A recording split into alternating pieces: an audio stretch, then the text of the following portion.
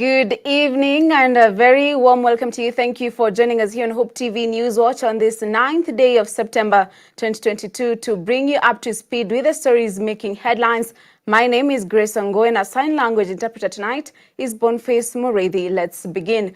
The Kenya Defence Forces has today held a ceremony to bid farewell to the outgoing Commander-in-Chief, President Uhuru Kenyatta, at the Ulinzi Sports Complex in Lang'ata, Nairobi County. In his speech, President Kenyatta urged the KDF to support the incoming administration just as they had supported him during his time, at the same time taking the opportunity to thank Kenyans for their support during his tenure, which he said made significant contributions towards the prosperity of the country. As Kennedy Kimani now reports, the Chief of the Kenya Defence Forces, General Robert Kibochi, applauded President Uhuru Kenyatta's efforts in streamlining the military, reiterating that he has left behind one of the finest military institutions on the continent.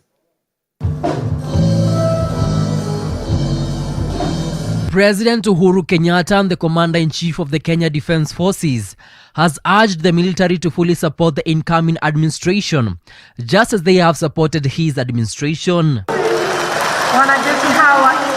Speaking at the Ulinzi Sports Complex in Lang'ata, Nairobi County on Friday, where the KDF held a ceremony to bid him farewell, President Kenyatta praised the KDF for their dedication and service to the country and urged them to continue with the good work of protecting the nation's territory. I salute each and every one of you, ladies and gentlemen, for your commitment and dedication to duty, your selfless service to our country,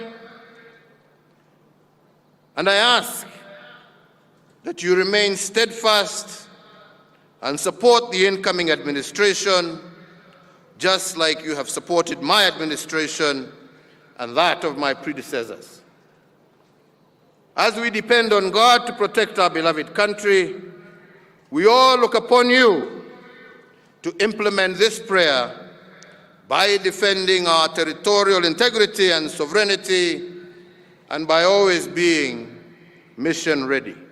At the same time, President Kenyatta took the opportunity to thank Kenyans for their support during his tenure, which he said made significant contributions toward the prosperity of the country. The Chief of Defence Forces, General Robert Kibochi, applauded President Uhuru Kenyatta's efforts in streamlining the military, reiterating that he has left behind one of the finest military institutions in Africa. It is true that as you retire, we'll be left with fond memories of Your Excellency's trust and confidence in this institution of the Kenya Defence Forces.